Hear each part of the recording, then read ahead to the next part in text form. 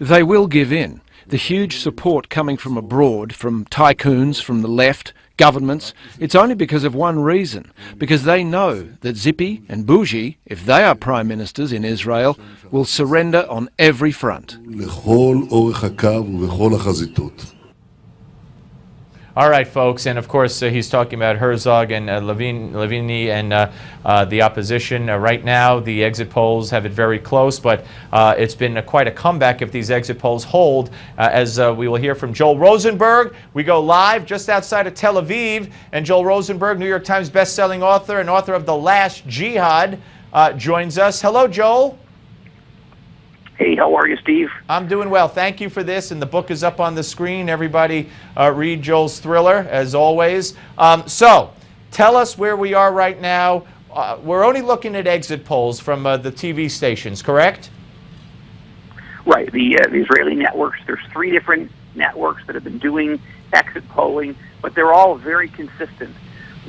Speaking of thriller, this has been a thriller here in Israel. You are watching, it would appear, to be a stunning political comeback for Prime Minister Benjamin Netanyahu, who just days ago was being written off and told that he was about to quit politics in disgrace by most of the Israeli media and not a small number of American commentators.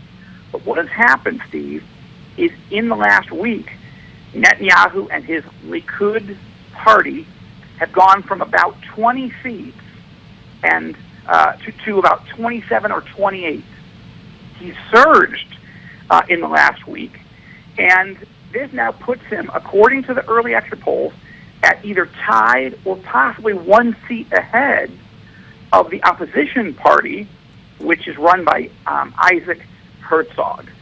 So this is just a dramatic turn of events, and since most of the Israeli media really viscerally hates the prime minister, the shock I'm watching on the faces of these commentators it's something. It would be akin in the United States to everybody saying Obama was going to win in a landslide in 2012, and at the last moment, Romney coming in and actually pulling it out. That's the effect here of sort of the way the media looks at it and how shocking it would be, given everyone's expectations was that Netanyahu was done, put a fork in him, it's over, he's finished.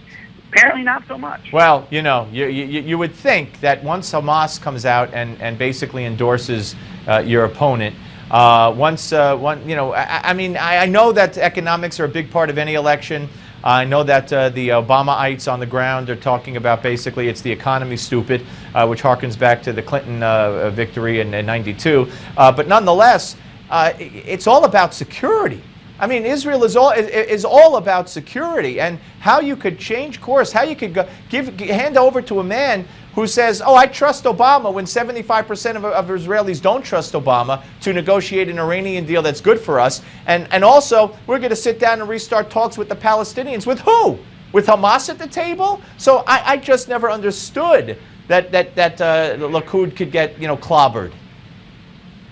Well, there are many factors that are at work here. I mean, first of all, you have a media that absolutely, almost entirely hates the prime minister for ideological reasons, for personal reasons. There's a lot of reasons.